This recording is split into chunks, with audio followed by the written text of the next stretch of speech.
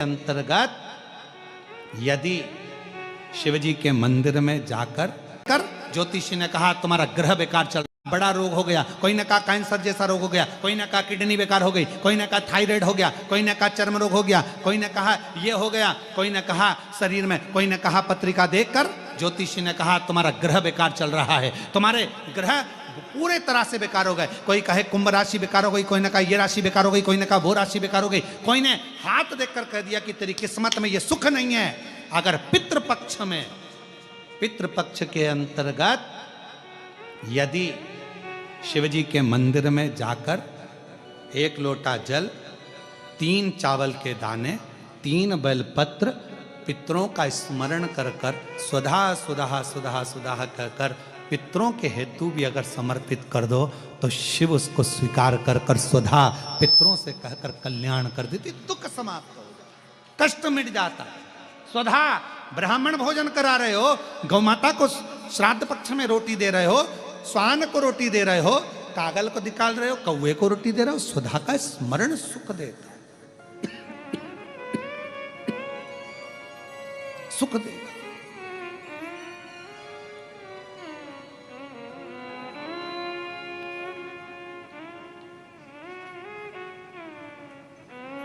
ओम जयंती मंगला काली भद्रकाली कपालिनी दुर्गा क्षमा शिवा दानी स्वाहा स्वधा नमस्तुते स्वाहा स्वधा नमस्तुते स्वाहा स्वधा नमस्तुते स्वाहा स्वधा नमस्तुते। स्वधा स्वधा स्वधा बोल लेने से भी पितृ तृप्त हो जाता, पितृ तृप्त। कितना सुंदर कहा है महाराज। यदि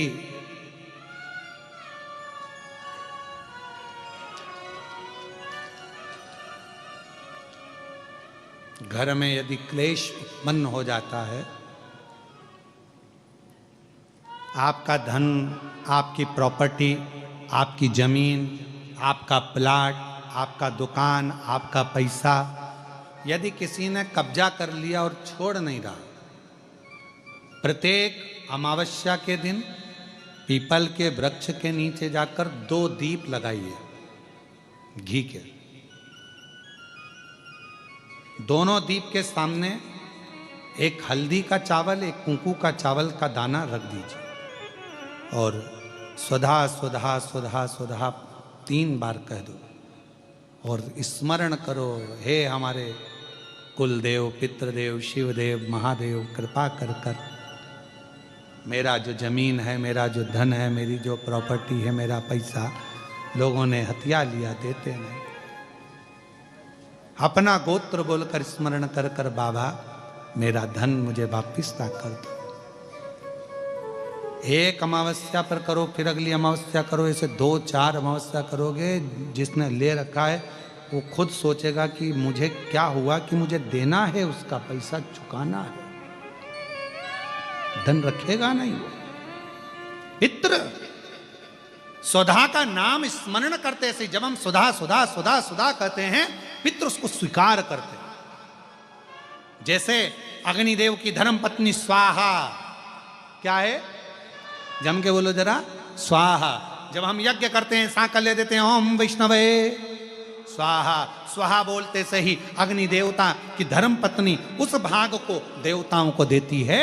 उसी तरह तर्पण, तिलांजलि, पिंड, तर्पण आदि के जितने भी हम पितरों के लिए कर्म करते हैं उसमें हम स्वधा स्वधा बोलते हैं। जब स्वधा बोलते हैं तो वो स्वधा पितरों को भाग देती है और पितरों से कहती हैं ये मेरा बेटा दुखी है, इसको ये तकलीफ है, इसको ये कष्ट है, तुम इसका ये कष्ट पितृदेव मिटा दीजिए, महादेव की आज्ञा है, इसको सही कर दीजिए। करते श्रेष्ठ करते।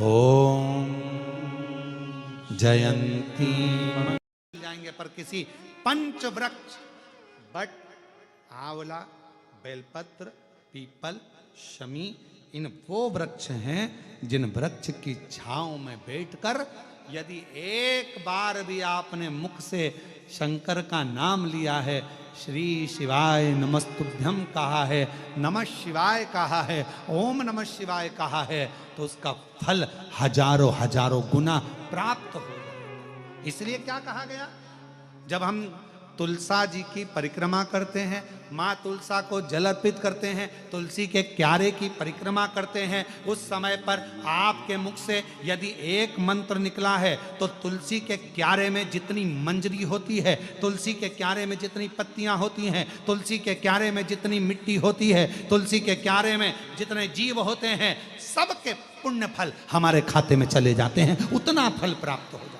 एक तुलसा के पौधे की परिक्रमा करते समय मंत्र जप से। ओम जयंती मंगला भद्रकाली कपालिनी दुर्गा क्षमा शिवा स्वाहा स्वधा नमस्तुते।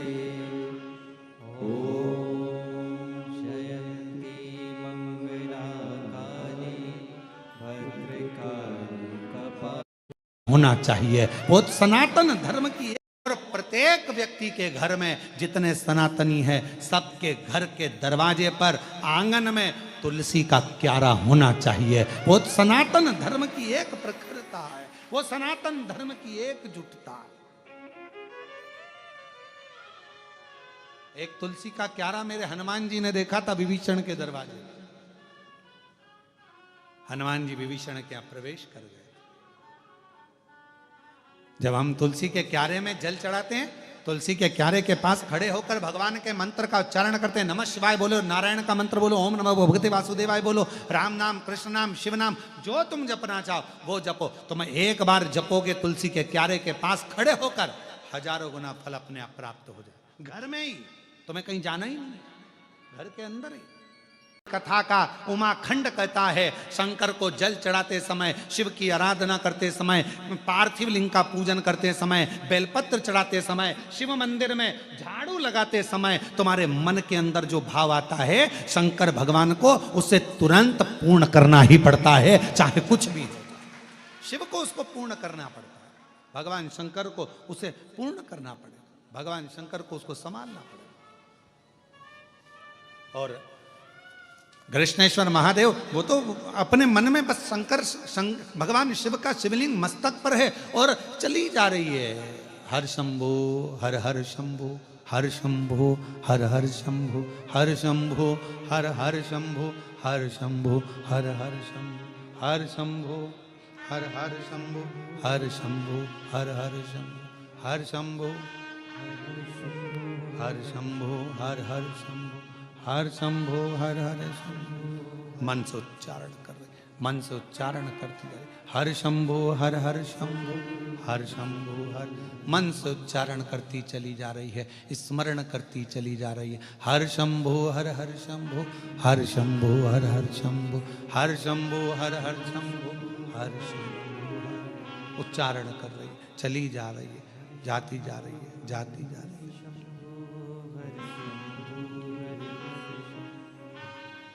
हर शंभो हर हर शंभो, हर शंभो हर हर शंभो। पार्थिव शिवलिंग का विसर्जन कैसे किया जाता है? पार्थिव शिवलिंग अगर आपने थाली के अंदर, पाटे के अंदर कोई सामग्री पर कोई ऊपर बनाया है तो उसका विसर्जन कैसे करा जाता है? पार्थिव शिवलिंग का विसर्जन करते समय जिस पात्र पे पार्थिव शिवलिंग बना हुआ है उस पात्र को नदी में शिव का नाम लेकर जल में उस पात्र को नीचे डाला जाता है, पात्र को पकड़ा जाता है और शिवलिंग को नीचे की ओर ले जाया जाता है। जब शिवलिंग पानी में थोड़ा कम दिखे उस समय पर उसको धीरे से फिर जल में छोड़ दिया जाता है। जब थोड़ा कम दिखे, थोड़ा हाथ पानी में नीचे करा जाता है और नीचे कर कर फिर उसकी फूल पत्ती जब पानी में ऊपर आ जाए, दिखने लगे, तब शिवलिंग को धीरे से खसका दिया जाता है, जल में उसको विसर्जन कर दिया जाता है। क्यों? अगर तुमने पार्थिव शिवलिंग का विसर्जन करा और उसको तुम थाली में बना कर ले गए हो, पाटे पे बना कर ले गए, अब तुमने इसको उठाया तो टूटेगा कि नहीं टूटेगा? बोलो, जम के बोलो जरा। टूट जाएगा। तो इसको सबसे पहला विसर्जन करने के पहले जब पार्थिव शिवलिंग तुमने बना लिया, बनाने के बाद उसको जल के अंदर लेकर, जब पूजन करने के बाद जब जल के अंदर लेकर जाओगे तो उसकी फूल पंखड़ी अपने आप पानी में तैरने लगेगी और शिवलिंग जल में चला गया, मतलब तुमने विसर्जन कर दिया। अब भले तुम धीरे से उसको, जो पार्थिव बनाया है, तुम धीरे से उसको पानी में फिर धीरे से विसर्जन कर सकते हो। हर शंभो हर हर शंभो हर शंभो हर हर शंभो हर शंभो हर हर शंभो हर शंभो विसर्जन। जैसे ही घोषमा ने जल में भगवान शंकर के पार्थिव शिवलिंग का विसर्जन करा, इतनी देर में तो जो कपड़े में उसके टुकड़े बंधे थे, जो मर चुका था 1 हफ्ते पहले, वो कपड़े में से निकलकर तैरता तैरता बावड़ी में से पुत्र बाहर निकल कर आ गया। बेटा हर शंभो हर हर शंभो हर शंभो हर हर शंभो।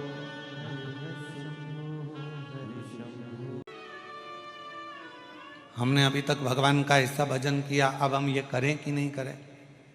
अभी तक तो हमने करा है और अब हम भटक रहे हैं मार्ग से। तो शिव महापुराण की कथा कहती है कि मन की दृढ़ता बने, श्रवण की दृढ़ता नहीं।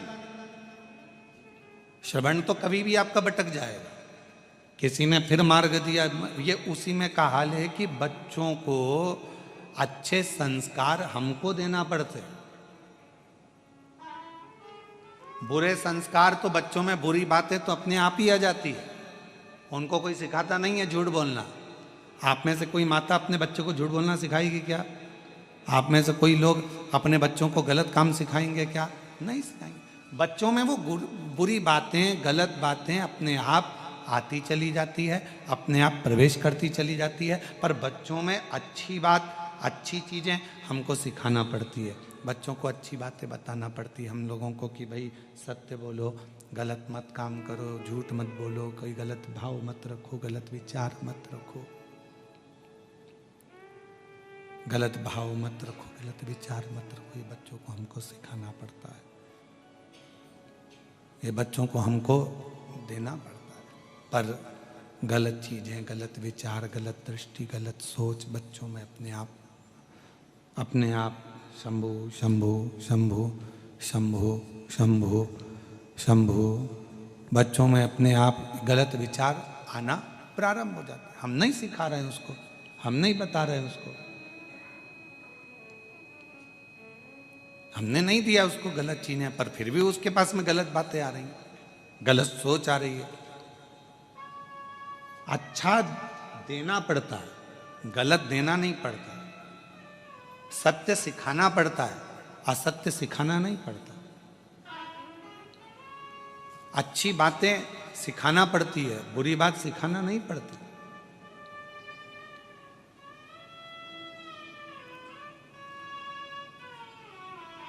तो अपने मन की दृढ़ता को प्रबल बनाओ। सब लोग शिव मंदिर जाते हो? हाथ उठाओ जरा, कौन कौन जाता है? सभी जाते हो? रखो।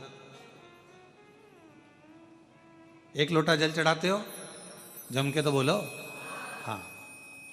बेलपत्र मिल जाए तो, है ना, सत्य बोलो ना, मिले तो चढ़ा देंगे, नहीं मिलेगी तो शंकर जी को चढ़ा देंगे, शंकर जी को उठा के शिव जी को ही चढ़ा देंगे, शंकर भगवान की, शंकर भगवान को ही चढ़ा देंगे। चावल का दाना कभी कभी जब याद आ जाए और कोई काम आ जाए तो फिर वो चावल का दाना हम शंकर भगवान को चढ़ा देंगे। अगर हमारे मन में, हमारे विचारों में, हमारी सोच में, हमारी दृष्टि में, हमारे मन में अगर आ गया तो हम वो चावल का दाना शिव जी को चढ़ा देंगे, भगवान को चढ़ा देंगे।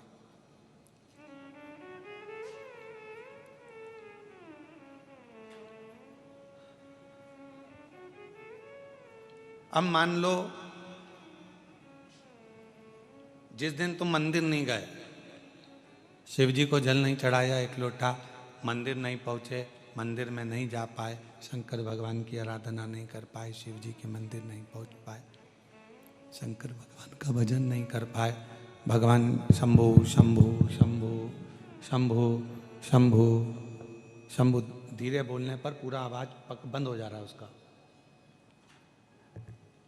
मान लो अगर आप शिव जी के मंदिर जिस दिन नहीं जा पाए, आप भगवान शंकर के मंदिर में पहुंच नहीं पाए, फिर रजो धर्म आ गया, कोई घर में काम आ गया, कोई कार्य घर के अंतर्गत आ गया और आप शिव के मंदिर नहीं पहुंचे, फिर क्या होगा?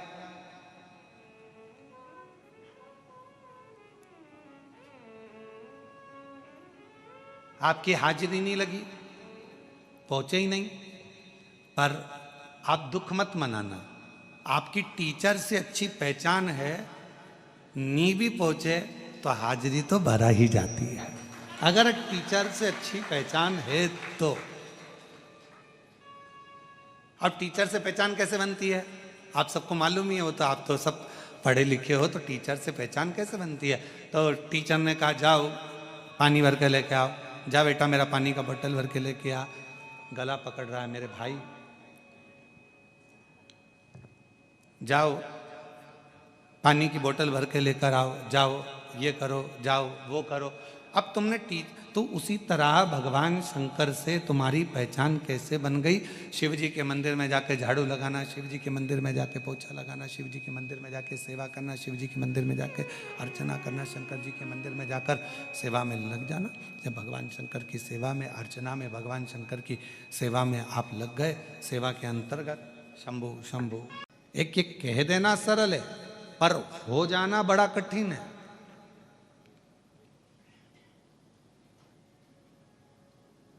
तुमने जितनी भी फिल्म देखी होगी, देखी कि नहीं देखी ये तो बताओ? देखिए, जितनी भी फिल्म देखी होगी उस फिल्म में तुमने हमेशा देखा होगा एक लड़का लड़की प्रेम करे, स्नेह करे और एक दूसरे के लिए लड़ मरे और आखिरी में उनकी बस फिल्म का एंड कहाँ पर होता है? उन दोनों की शादी पर। और सही फिल्म कब चालू होती है? शादी के बाद। ये कोई फिल्म है क्या? इसको फिल्म कहेंगे? ये तो मोटरसाइकिल से जा रहे थे, मिल गए और जुल गए, उसके पिताजी नहीं माने, उसकी माताजी नहीं मानी, आपस में झगड़ा हुआ, वो उसको ले जाकर विदेश में पहुंच गया, उसके देश में पहुंच गया और आपस में झगड़ा करते करते करते करते करते करते आखिरी में पूरी फिल्म खत्म होती है, दोनों मिल जाते हैं और दोनों का सुंदर मंगल विवाह हो जाता है, लोग अक्षत पटक देते हैं, माला वगैरह पहना देते हैं, इतने में फिल्म का एंड हो जाता है। इसके बाद की फिल्म बनाने वाले फिल्म बनाते ही नहीं, क्योंकि उनको मालूम है इसके बाद हम बना ही नहीं पाएंगे, क्योंकि हम हमारे घर की नहीं बना पा।